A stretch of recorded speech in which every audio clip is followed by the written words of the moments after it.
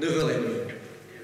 C'est-à-dire, c'est juste un débat qui concerne 144 millions qu'on va aborder après 2 heures de discussion sur d'autres sujets qui étaient évidemment moins importants, c'est bien pour ça qu'on a demandé d'en parler avant, et après un exposé où le président nous a lu pendant 3 quarts d'heure des documents que nous avons en main. Pourquoi je dis ça? Parce que la question, elle est juste de l'opacité.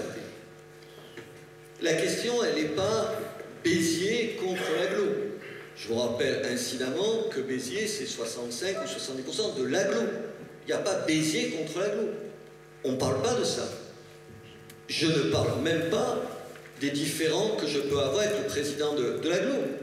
On ne parle pas de politique. On parle d'un dossier dans lequel on veut savoir si oui ou non il a été traité en toute transparence. J'ajoute qu'évidemment, je n'ai rien contre Suez. Parce que si je n'embrasse pas la directrice de Suez, je n'ai rien contre Suez et les employés venus nombreux ce soir de Suez, évidemment pas. Et je ne retire pas un mot de ce que j'ai dit sur Suez. C'est un grand groupe, respectable, comme il y en a d'autres, mais un très grand groupe, et on était content qu'il soit sur le Biterrois. La question, elle n'est pas là. La question, elle est que Suez est le plus cher des 4. C'est quand même ça, la réalité. Alors, on a certes baissé, personne ne regrette la baisse. Bien sûr que non. Simplement, elle appelle, de ma part, 2 ou 3 réponses. Parce que quand on baisse aussi, de façon aussi importante l'eau, sans revenir sur Mathusalem, ça veut dire que pendant des années, on a gagné beaucoup d'argent. Et quand nous disions, oui, et quand je disais, dès qu'on est arrivé, qu'on aurait pu obtenir une baisse immédiate de l'eau, évidemment. Mais pendant 2 ans, il n'y a pas eu de baisse de l'eau, c'est autant de gagné pour le groupe Suez. Pourquoi je dis de l'opacité? Non, dernier point. C'est trop facile de s'abriter sans arrêt quand on est responsable derrière l'administration. Quand on met en cause un choix politique, celui du président de l'agglo, le président de l'agglo répond « Vous mettez en cause le personnel ». Personne ne met en cause le personnel ici. On met en cause les choix qui ont été faits par Frédéric Lacaze, pas ceux. Les choix que tu as faits, pas ceux des fonctionnaires. Ça n'a rien à voir avec ça. Pourquoi je parle d'un dossier opaque? Je disais, 3 quarts d'heure de lecture, encore une fois, d'un document qu'on a tous. Mais en revanche... C'est la loi. En revanche, non, tu n'es pas obligé d'aller comme ça. C'est un mensonge. Si on veut respecter la procédure, c'est la loi. Et c'est pour ça que je n'ai pas, parce que tu es en train de dire n'importe quoi. Est-ce que je t'ai coupé? Non, tu m'as pas coupé. Et le problème, c'est que juste, si tu n'as pas associé la ville, c'est parce que justement, on pose des questions que tu n'as pas envie d'entendre. Or, tu vas juste, j'ai supporté 3 quarts d'heure de lecture, maintenant tu vas juste supporter un certain nombre de questions auxquelles tu t'obstines à ne pas répondre. La première question, c'est, pardon, 3 quarts d'heure de lecture d'un document qu'on a déjà, mais les rapports d'analyse des offres, ils sont où? Qui d'entre vous les a eus? Ça fait 8 jours qu'on les demande. 8 jours qu'on les a pas. Non, vous répondrez après, s'il vous plaît. Je ne vous ai pas coupé, vous répondrez après. 8 jours qu'on les a pas. Rien que ça, c'est un motif de nullité. Et ça participe de l'opacité. Tout à l'heure, comme ça, comme toujours, tu nous dis, j'ai répondu aux questions, 28 questions que la ville a posées. 28 questions, pas une. Tu y as répondu ce matin à 10h30. Ce matin à 10h30, tu les as depuis la semaine dernière. Qu'est-ce que ça veut dire? Ça veut dire qu'une fois de plus, après les 3 quarts d'heure de lecture d'un document que nous avons tous, les 28 questions auxquelles on te demande de répondre, là, les réponses, on les a reçues à 10h30. Quant à dire à la volée comme ça, 90% de ces questions sont hors sujet, ce n'est évidemment pas vrai. Mais tu peux le dire comme ça, parce que comme évidemment, une fois de plus, tu n'as laissé le temps à personne ici d'étudier ni les questions qu'on a fournies, ni tes réponses, c'est ça c'est ça. Qu'est-ce que tu as dit? La transparence. Pardon de te dire que quand, on a dit, M. Fouquet l'a dit tout à l'heure, les sociétés se partagent les marchés très souvent. Elles sont peinées de perdre tel ou tel marché. Mais elles se disent toujours, je parlais plus grande, on se rattrapera ailleurs. Quand même, qu'à Béziers, sur les 3 évincés, 2 font des recours devant le tribunal administratif. Et la 3e, je vais y revenir, dont tu as parlé, Veolia, écrit la lettre d'une sévérité invraisemblable sur la méthode que tu as employée. Il y a juste de quoi s'étonner. Tu dis, je ne pouvais pas associer le maire de Béziers ou les autres maires aux décisions. Et tu invoques la loi Sapin. Encore une fois, c'est toujours à moitié vrai, à moitié faux. Oui, la loi Sapin te donne la possibilité de ne pas associer les villes. Non, la loi Sapin ne t'interdit pas d'associer les villes. Tu as choisi une lecture, encore une fois, qui ne participe pas vraiment de la transparence. Évidemment, pourquoi je posais la question sur 9h30? Parce qu'à 9h30, je peux poser maintenant 20-30 questions. Or, je ne vais pas les poser parce que je pense qu'à 9h30, vous n'avez pas envie que j'intervienne 1 heure à poser des questions. Je vais en poser un certain nombre. Je vais en poser un certain nombre. Que des questions. Les questions auxquelles tu n'as jamais répondu. Tu dis, on a choisi une variante pour la délégation de 10 ans et non de 8. Pourquoi pas? Pourquoi pas? Mais tu expliques, c'est toi qui l'écris, donc c'est pas moi, la durée de la délégation ne présente pas d'avantage tarifaire particulier. Alors pourquoi? Alors pourquoi?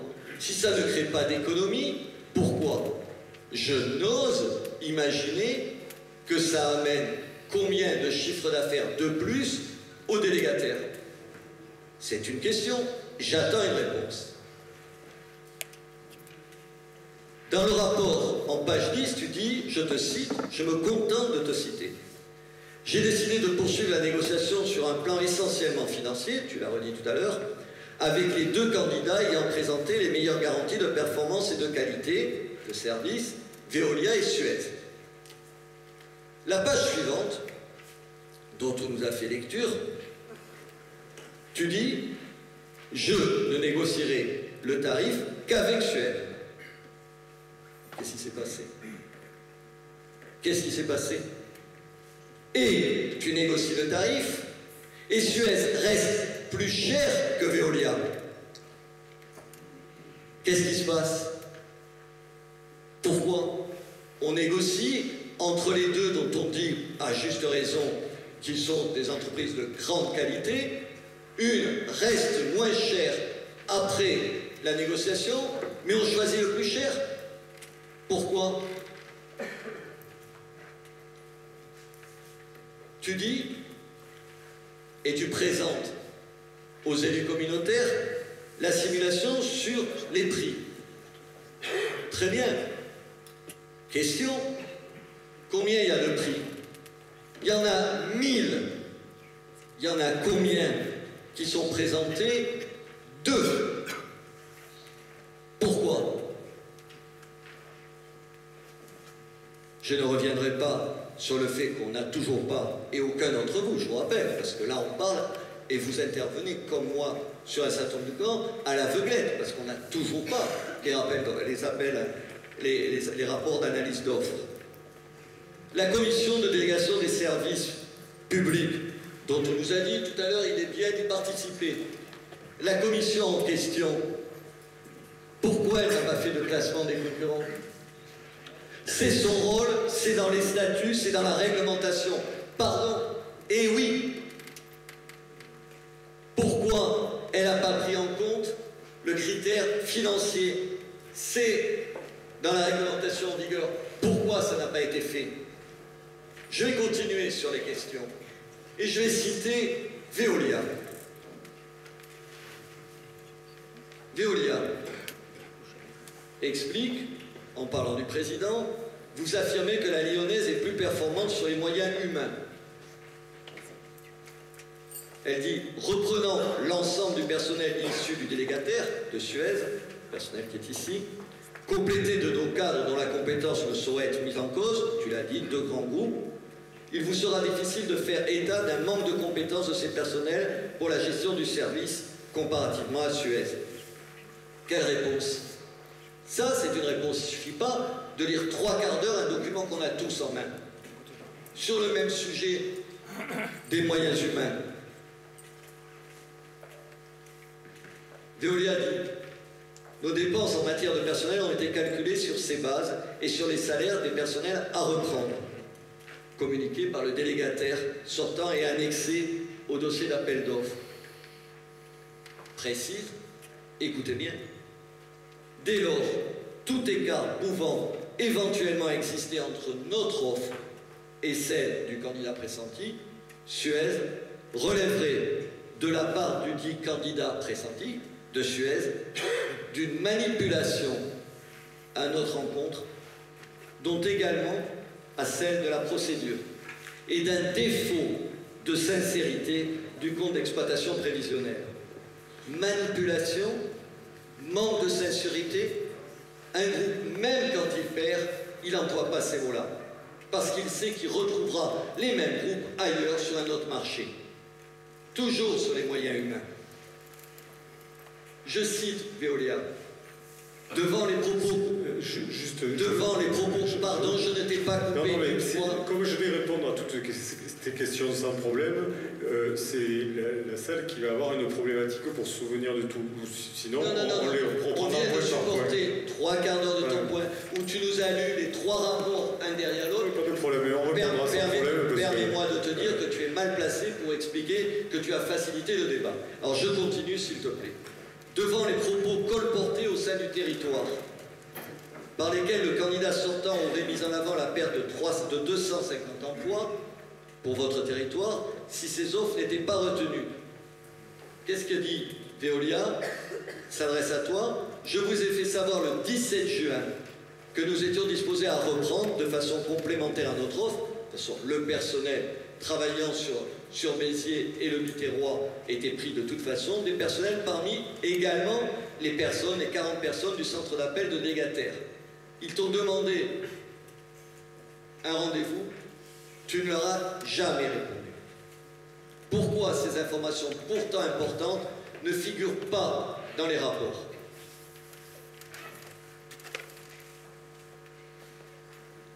Encore plus surprenant, Veolia t'interpelle longuement sur la performance en matière de réduction des fuites. Et qu'est-ce qu'ils disent? Ils expliquent que lors de son audition par l'AMO, par M. Jousset lui a demandé, je cite, « Écoutez bien, d'abaisser notre objectif de rendement de réseau établi à 83,7% en fin de contrat, les fuites. » Je traduis en français. L'AMO a demandé à une des entreprises de dégrader son offre. Faites-nous une offre moins bonne, où il y ait plus de pertes d'eau. Qu'est-ce que ça veut dire? Qu'est-ce que ça veut dire? À l'arrivée, on choisira la Lyonnaise à 84,5%. Ça veut dire quoi? Quand on met en avant ce critère-là et qu'on demande à un des concurrents de baisser la qualité de son offre, du coup, Veolia met en cause, il te cite, votre transparence. Elle laisse entendre que tu n'es pas objectif et que cela est nuisible à la capacité de choix objectif de nous-mêmes, les simples conseillers communautaires qui n'avons pas pu participer à cette négociation.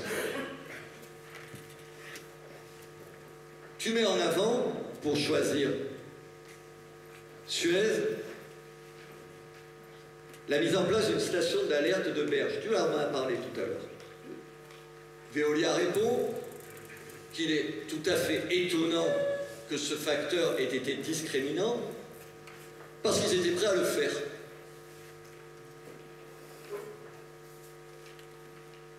Comment tu expliques cette histoire? Qu'est-ce qui se passe?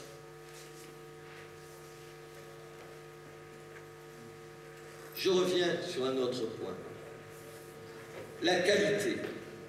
Puisque tu dis, ne parlons pas que du prix, on ne peut pas parler que du prix, parlons aussi de la qualité.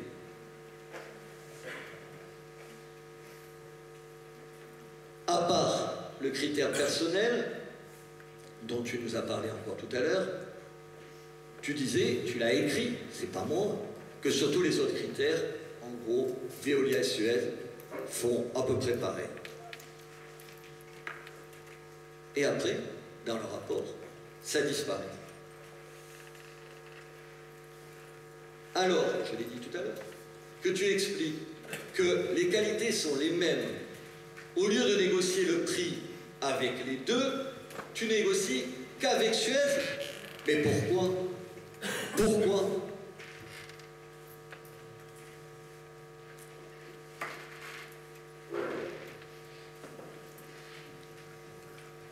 Question de Suez, à propos de Suez, toujours de Veolia.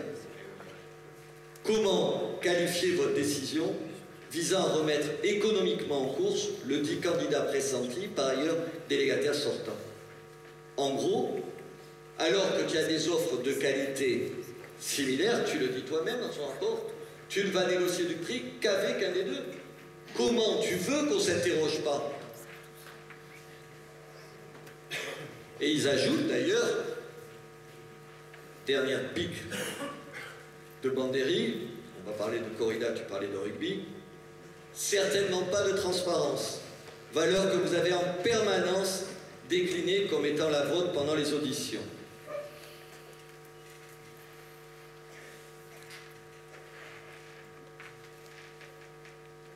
La conclusion de Veolia est assassine.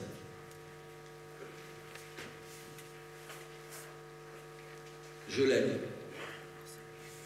Les motivations de votre décision manquent de transparence. Manque de transparence.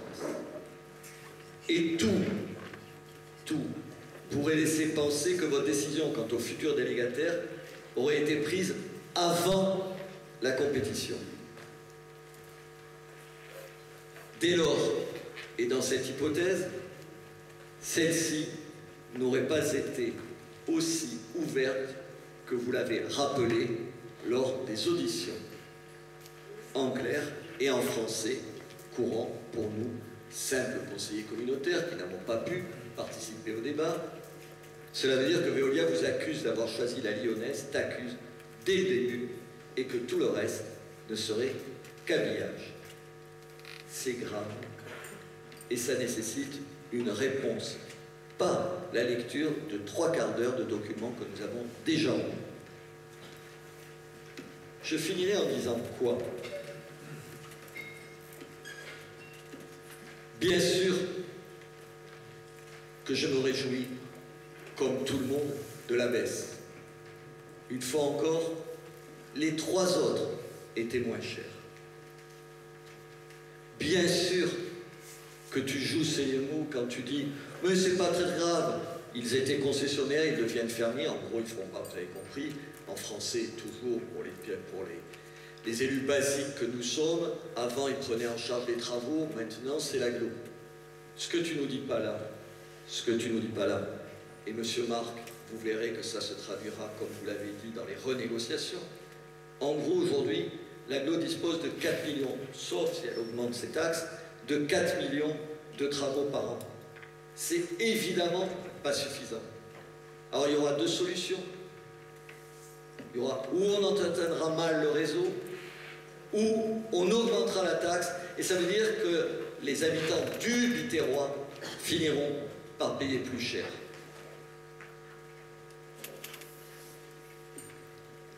Que peut-il se passer ce soir?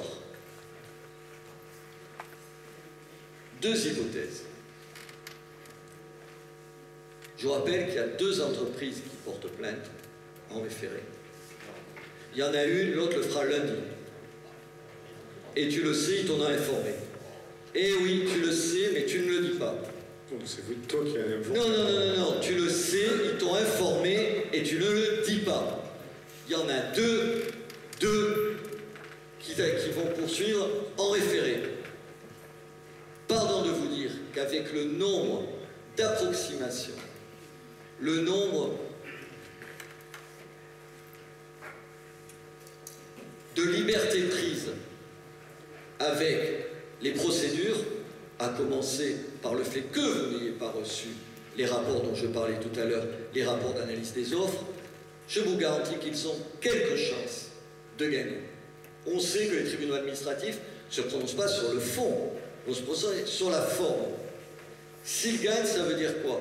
Ça veut dire que suivant la décision du juge, on peut recommencer l'ensemble de la procédure depuis le début. Mais ça veut dire qu'au 1er janvier, on continuera au même prix. C'est pour cela que je vous demande de ne pas voter ce soir le choix de Suez. Parce que ne pas le voter, ça veut dire quoi? Ça veut dire que les recours vont tomber. On ne fait pas un recours contre une décision si elle n'est pas prise. Ils feront un recours par rapport à la décision que vous prendrez ce soir. Et ça veut dire qu'on a maintenant plusieurs mois pour négocier en toute clarté. En toute clarté. Ce que je vous demande, c'est uniquement ça. Au nom de l'intérêt commun, au nom de la transparence, au nom du respect de la loi, on ne peut pas aujourd'hui, vous ne pouvez pas en conscience voter ce qu'on vous demande de voter. Je vous demande de voter contre pour qu'on puisse, dès demain, reprendre les négociations avec les cadres. On a 5 mois et on peut renégocier. Je vous rappelle qu'à Montpellier, les négociations se sont terminées au mois d'octobre pour une prise de décision au 1er janvier. C'est-à-dire qu'on a encore plusieurs mois. Et vous savez bien que dans ce dossier, il y a trop de zones d'ombre pour se satisfaire de ce qu'on nous présente. Voilà ce que je voulais vous dire et voilà ce que je voulais vous demander. Je le dis aux élus de Béziers, de la majorité comme de l'opposition. Bien sûr qu'il y a une prise, il y a une baisse du prix de l'eau incontestable. Encore une fois, elle aurait pu et elle pourrait être encore plus importante.